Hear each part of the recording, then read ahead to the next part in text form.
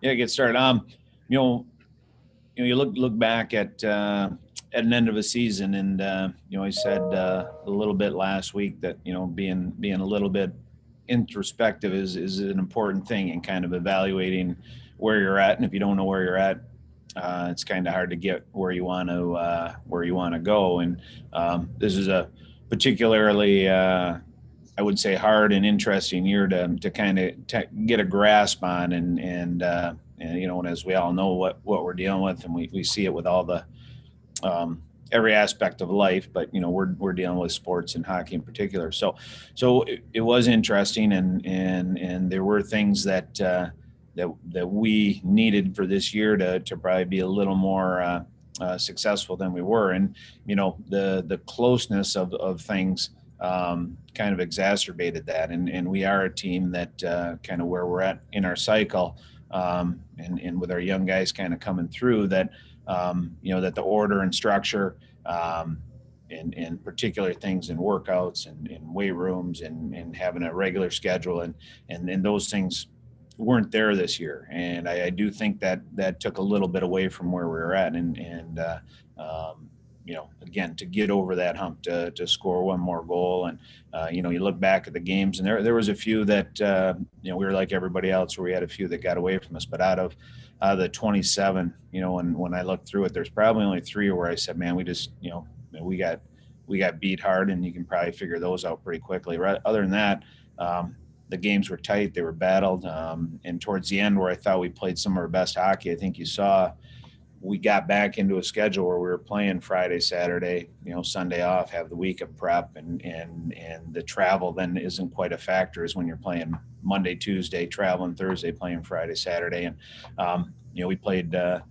Wisconsin here, tied 1-1 late, and they get a late goal to win the game. And then obviously Minnesota took them into overtime in the Big Ten playoffs, and those are 2 number 1 seeds. So I think we caught a glimpse of, hey, if you get those 8 exhibition games in the big non-conference games at the beginning of the season for our young guys to kind of get into their role, which I think some of them did a little bit more towards the end, that for a team, again, in our situation, I think would have helped us tremendously. But hey, that's not the case. So we have to look at where we're at, where we're moving forward. I think the team coming in next year and kind of what we see, and you start putting these things together, depth-wise, on goalie, on defense, up front, will probably be the deepest we've been. I think it'll be the most competitive we'll be for ice time. And as I told our guys in our meeting last week, we just had a brief one just to let them know, on Monday what was going on the next few weeks and how spring would proceed.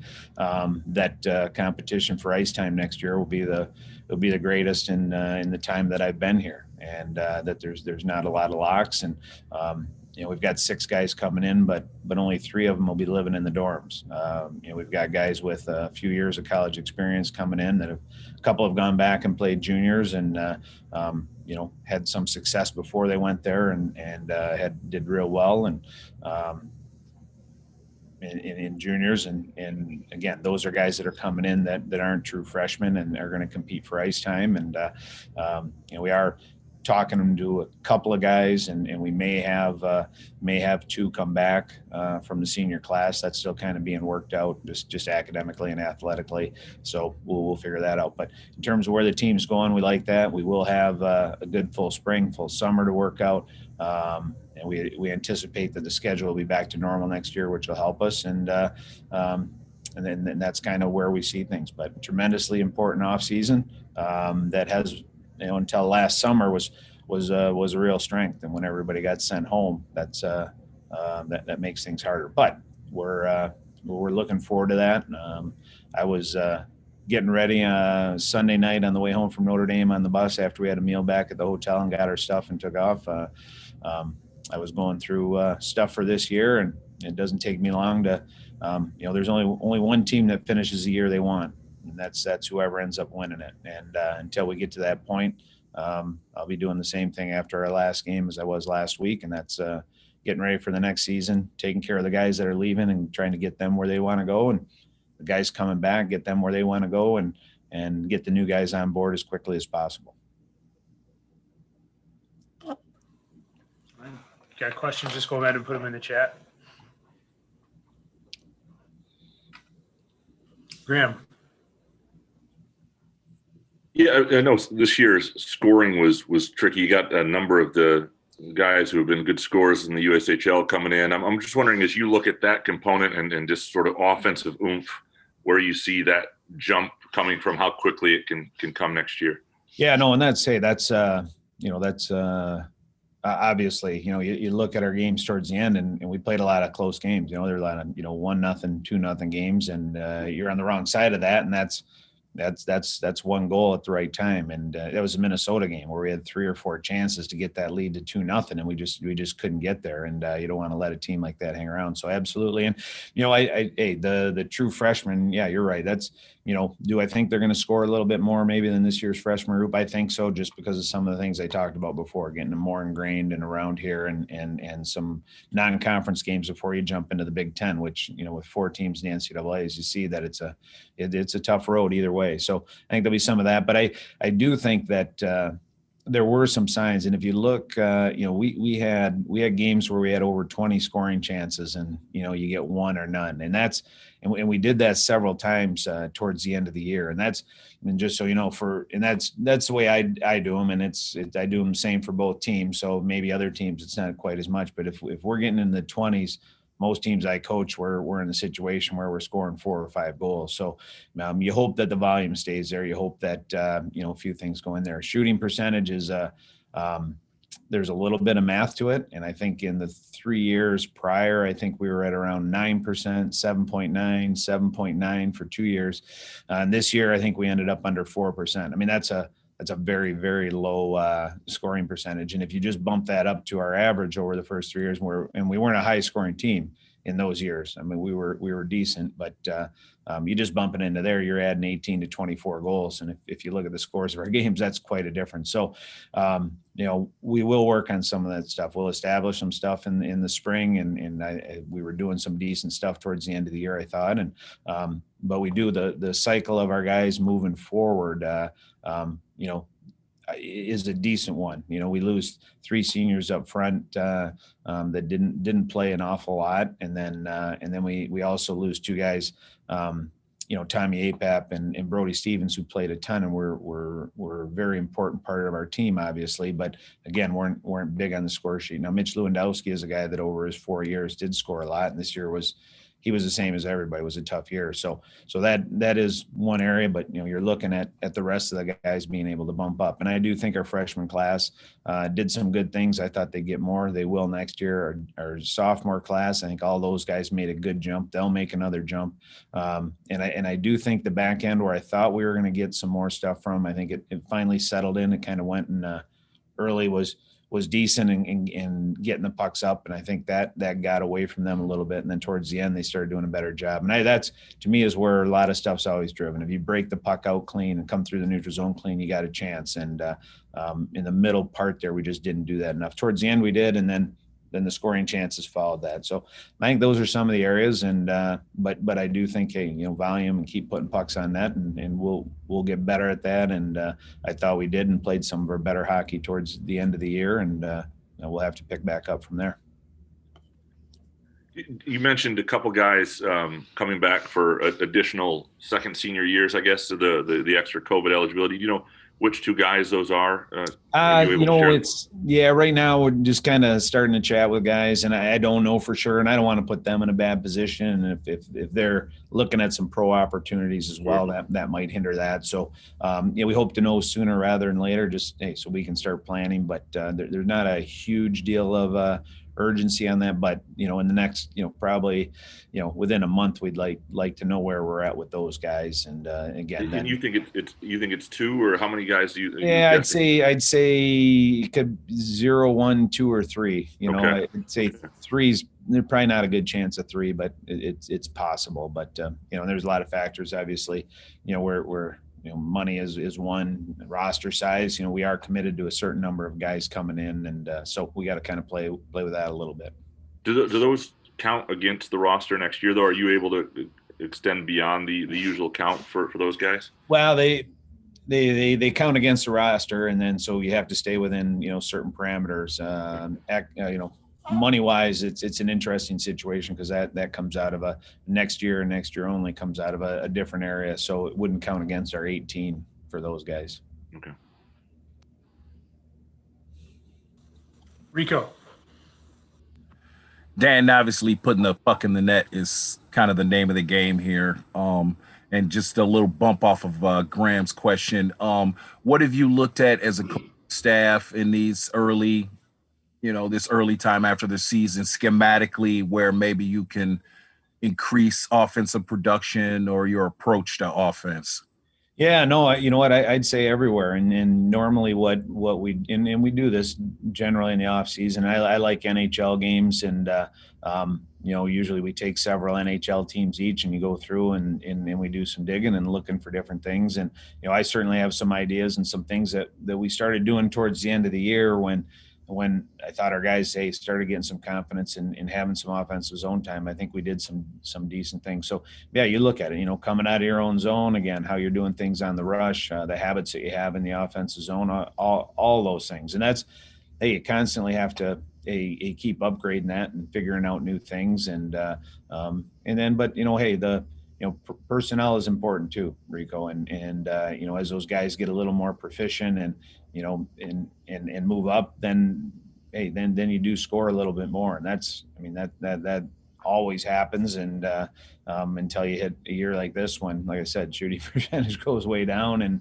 weird things happen. But you do have to, again, you try and dig behind and see where you're at. Where are you at zero chances? No, we had games where, we kept other teams under 10 scoring chances. We had over 20 and you lose 2-1. Well, in that situation, you don't want to throw too much away in that. And I've done enough. I've broken down every game that I've had in the last 22 or 23 years and done scoring chances in every one of them. And that's well over 1,000 games. And I have a pretty good idea when things are, there are weird things that happen in a game, but you don't want to get rid of some things that work and you want to improve on the other things. So there's a little science and a little art.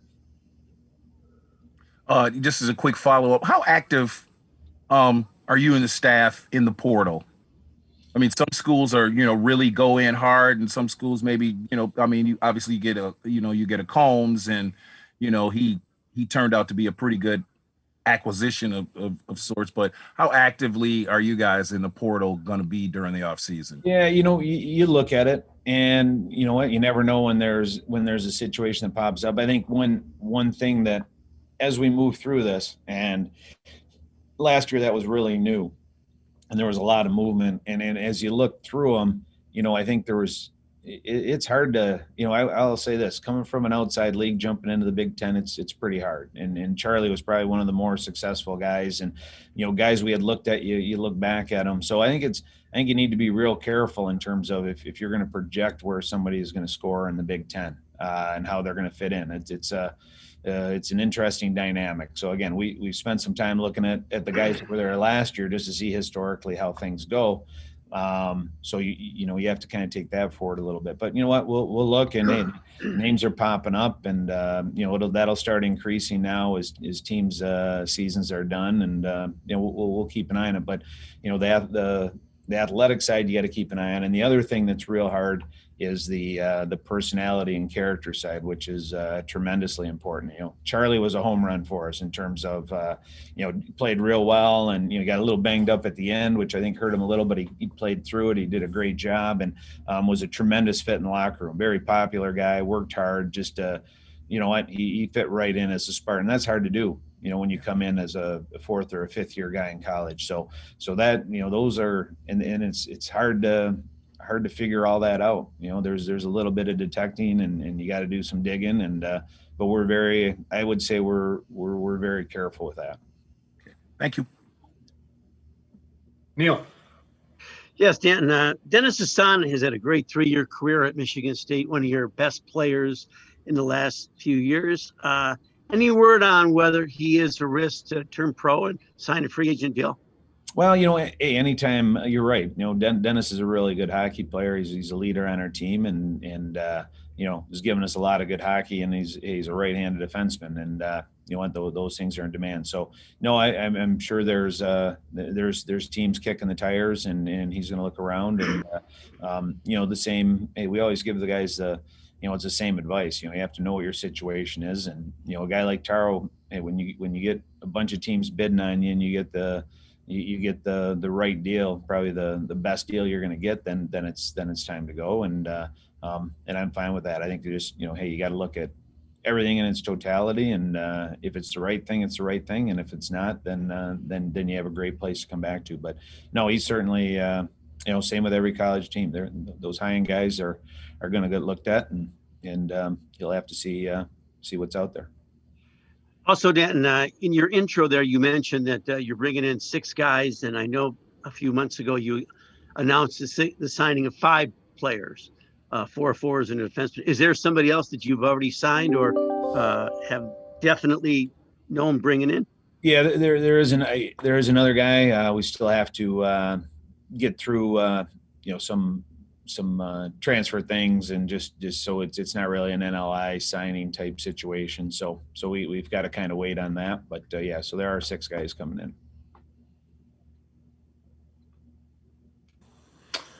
Sam. Hey, Coach. Just looking back on the season, are there any things in particular that you were pleased about?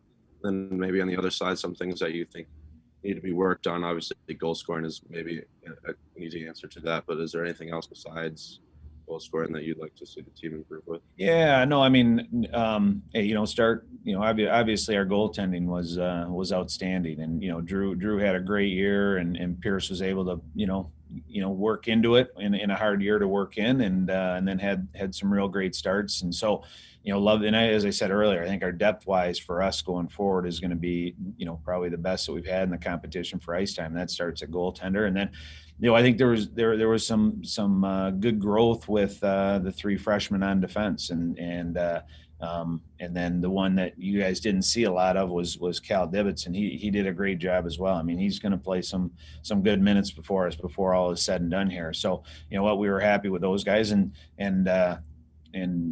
moving through the season, hey, they had their ups and downs like everyone, but we thought Aiden and Nash and Powell at the end of the year were playing pretty good hockey in some significant minutes, so that was good. And then I thought up front that some guys, there was some interesting progress with some guys. I thought Nico Mueller, he slid over to center when we had an injury and did a great job, and ended up kind of finding a little bit of role as a checking center. And I think one of the most important parts of being a checking center, and I did this for several years in my career, is if you shut down the other team's line, that's a good thing. Okay, that's the name of your job. You can do that and put some pucks in the net, and end up a plus in a game where you've shut down the other team's line. Then it's a really, really big thing. And I think Nico has maybe the opportunity to do that. And so we were really happy where that kind of led to, and he played some real good hockey, and against some big teams down the end, and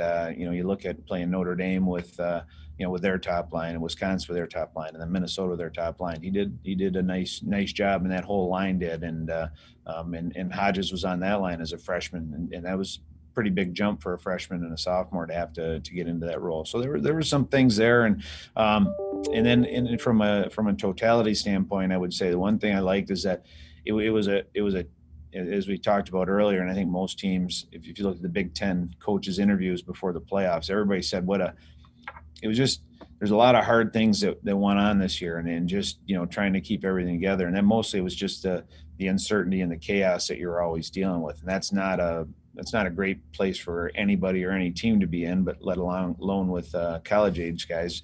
And I think we had different phases in our year, but I did like the intensity and the preparation and what the guys did down towards the end. And I think maybe you learn a little about yourselves and about how hard you have to work. And again, Minnesota and Wisconsin were 2 really good teams this year, and playing them towards the end, and where we were at in those games and how close that was, that it's real important that you see that. But it's also important to see that, hey, it's as Coach Danton used to say, it's a game of inches.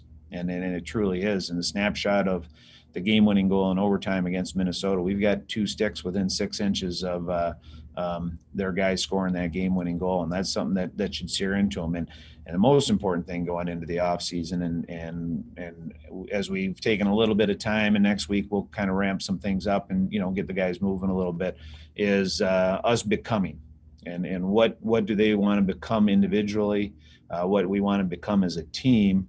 And all that really, I mean, right now, the rest part, that's a good phase of that. But that happens in the off season for them to become the kind of players and team that we want to be. And that starts on Monday, and that's every day this summer until we get back. And I was talking to Coach Vorkapik about it. In my 4 years here, we went to 3 Final Fours. And the year we didn't, we went on the road and beat Harvard on the road, and then we had to go to Minnesota to get to the Final Four. And it was a 2-game total goals, and we were close. We had a lead in the game and pulled our goalie because we were down in the total goals. That's how close we were getting back to 4 Final Fours. We won 27 games that year, and it was miserable around here in the spring. It was. I've seen Coach Mason mad, but he was not happy throughout that spring, and that kind of, hey, that sets the tone. So again, what do we want to become? Were we happy with the season? No, but we also have to look at, we've been getting better every year and doing some things better every year. This year happened, we'll deal with that. But next Monday is an important day, and then every day after that, and so that's how our guys ended at the end of the year. I think gives me some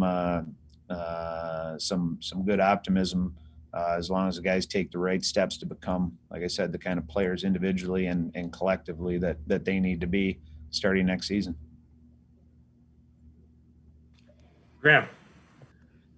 You talk about the offseason and what you want to become. This last offseason obviously wasn't really a true offseason, right? Guys didn't get the usual ice time or run up, and it was sort of a get through it year. And I'm wondering, as you look at program development and expectations within and what you think's fair outside, what you expect next year and what you think is fair from a fan expectation for next year.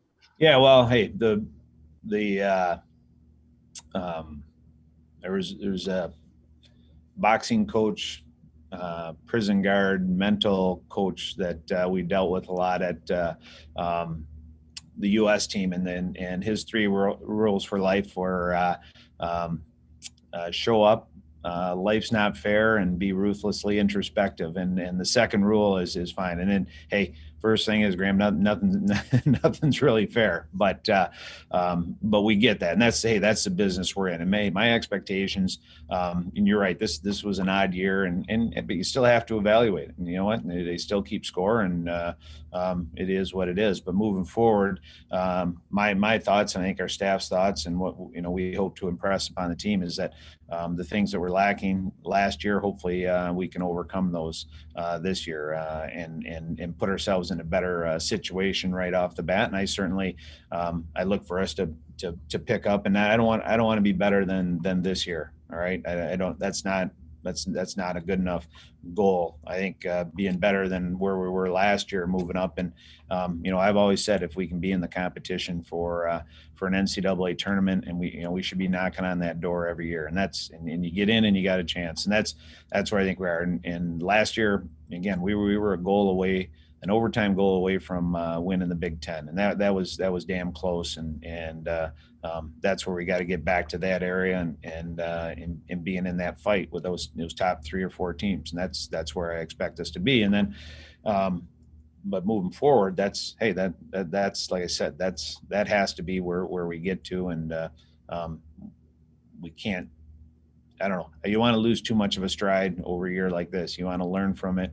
You want to build on it, and then it doesn't happen again. Rico. And obviously, this was an unprecedented year, and there are a lot of challenges and everything. But I was wondering, were there 1 or 2 things that you got off of this year that maybe you might keep and apply going forward, just because everything was so difficult as far as planning and logistics and all that? Is there a couple things that you grabbed from this and said, hey, I'm going to use that going forward? Yeah, I think, you know what, it's and just some things are, are made apparent. And I don't want to say taken for granted, but I would say, and this is after spending a lot of time with Doc Rosen too, and talking about and not just Big Ten hockey, but Big Ten sports as a whole, and how this year was. But I've always been on the side of, hey, you guys show up when you need to show up at the rink, and we'll take, you guys show up, work hard, be great teammates. Don't be good teammates, be great teammates, and do your work, and we'll take care of the rest. And I think, that order and that structure is really good for young men. And I think if anything was crystallized, again, talking to Doc Rosen, and he would say, hey, when if you're trying to torture enemy combatants or prisoners or whatever, you would do to them what we did to the schedule this year, in terms of the uncertainty and unpredictability, and that's right from the scheduling of games. And then hey, well, are we practicing today? Well, we got testing this morning. We don't even know if A, B, and C players are going to be on the ice. There's a lot of that. So I guess the bottom line I would say is that the value of that, and the value of the guys knowing, at least in terms of that, where things are going, how the plan is, and how valuable that is. And maybe that's something that, again, is kind of built into my DNA, and I've been successful. And I've always thought, hey, that was good for the players to know that, not have to worry about those things. Let's get all the noise off the table, concentrate on, again, working hard, being a great teammate, and then do your work during the week, and you get your test on the weekend with games. And that was kind of all thrown out. So maybe that cemented that into me a little bit more, that just how valuable that actually is. And again, and you spend a lot of time talking with Doc Rosen, who's one of the smartest people I've been able to be around, and kind of get his feedback. And there's an awful lot of stuff that was validated with that. So that's, for me, is probably the biggest thing. And going forward, making sure that that's taken care of, as it has been in the past. So just to kind of maybe, so you're talking about maybe guys having more of an appreciation of their situation. Well, no, more towards the line of just having that order and structure. Again, that's everything that was kind of thrown out being a problem. So not so much from their appreciation, but for us, making sure that hey, that is a valuable thing, that we weren't crazy with that, again, you're trying to identify the things that you want to be better moving forward. That would be one where, like I said, that has always been a strength, and I think was good for our guys moving forward. I think for our guys leaving the program, leaving here and going on and being pros, and the feedback I get from people is, hey, they're professional on the ice, off the ice, they take care of their business. I think all that stuff kind of feeds into each other. So not them having an appreciation for it, although you certainly want them. I mean, that's one of our big things here, is to be appreciative to everything you get here. And even in a year like this, hey, what we were able to come and, I mean, look at most people in society weren't able to, congregate and have a community and show up daily and practice and be around a bunch of people and travel and play games. Like, hey, you darn well better be appreciative in a year like this. But just an understanding that's a valuable thing to have, and that's an asset, and that's a strength, and that we need to get back to that. Okay, thank you. All right, here, one more. Neil, go ahead. Yeah, Dan, will you have your full team, freshmen and rest of your team, probably in place in school for the second semester of the summer session? And how much will that help in terms of bonding? So by the time you get to the start of school, everybody knows each other and is worked out, and you sort of got more of a structure than you did last year. Yeah, no, that's certainly the plan, and I think we'll be able to get there. There's always weird things that happen, but no, that's all the guys are looking at classes in the second term, and we'll be jumping in and doing that. And then the things you dealt with this year, hopefully we move past that, where you can only have 4 or 5 guys on the ice at a time, and you're splitting up your workouts, and like you said, time to be together as a team is a valuable thing. So yeah, hopefully, again, we're all trying to get back to some type of normalcy, but I think that we're working towards getting that set up that way.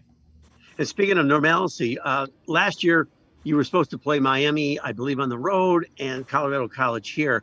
Do you think those series will stand, or do you have to push them back because of what you already had scheduled for next year? Yeah, so in terms of, we already had things scheduled for next year, so we've been working, and Coach Exter does a lot on that. So we've talked those teams and trying to reschedule them when it makes sense for both of our schedules. And the Colorado, that's a return series. So, they've been, everybody's great this year.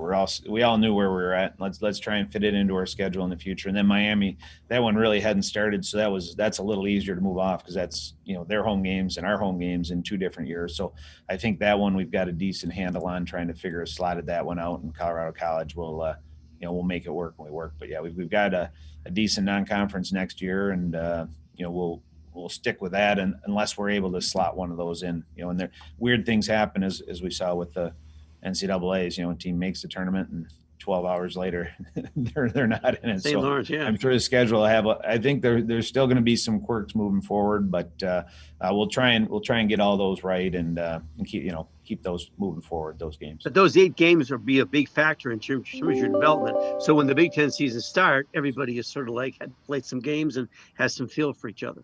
Yeah, it helps an awful lot. And I mean, it just, the Big Ten it's a tough league, and it's hard for the young guys and even second year guys, to kind of get their footings, and it gives us some chances to put some guys in some different situations. So yeah, it's extremely valuable, and that's for everybody, not just us, but for the other teams. But again, I think in terms of us being a team where, when we had success, we had some order, and our prep was good, and our guys, hey, we had to be on, and for us to do that, all those factors are very important. So having all those in place will be a good thing.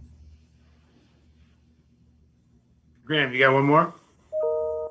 Yeah, I would just want, you've been a part of program building before this, and I wonder what as you go through it and you look back to what's ideal when you come in with your plan and all this, what is still on course, and what have you had to sort of reevaluate as you've seen, be it the strength of the Big Ten, the recruiting landscape, the roster construction, all that? What is different than maybe you saw it when you first took over? Well, not a great, I think when we looked at it, the one thing that was a little different, Graham, I'd say, was that just in terms of, the group we had coming in was kind of coming. You take over late, the recruiting season in hockey for the following year is pretty much done when I came in, and then it took us a little bit of that end of the year and probably the whole next year to kind of reestablish and more of a branding experiment, maybe more of a business type plan in terms of, hey, this is where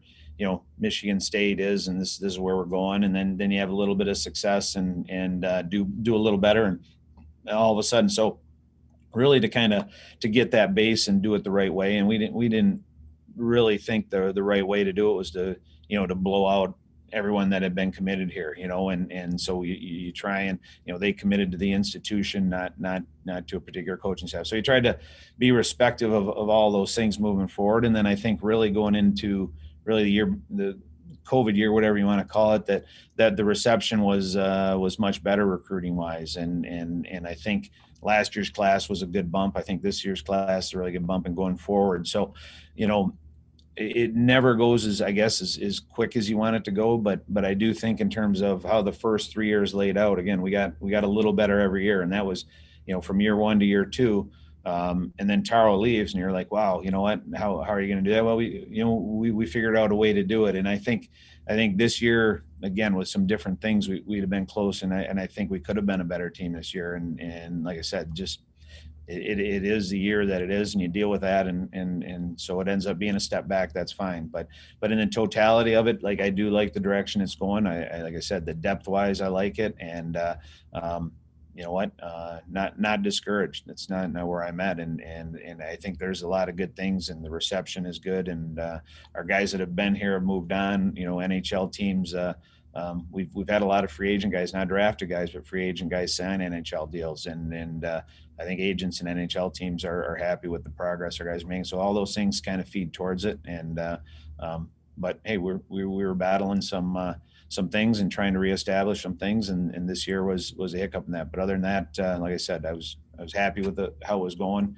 And sometimes, you have to be a little patient with it. And hockey's a little different animal in terms of how you work through the recruiting cycles. But again, once I do feel we've established a certain amount of respectability, and that the guys we're talking to and that are committing here are real good young players, and they're going to bring something, and I'm excited about it moving forward. All righty. Thanks, everybody. You guys. Okay, guys. Yeah, thank you. Yeah, Appreciate it. thanks, guys. Yeah, thanks Thanks, for everything. appreciate it. Call if you need.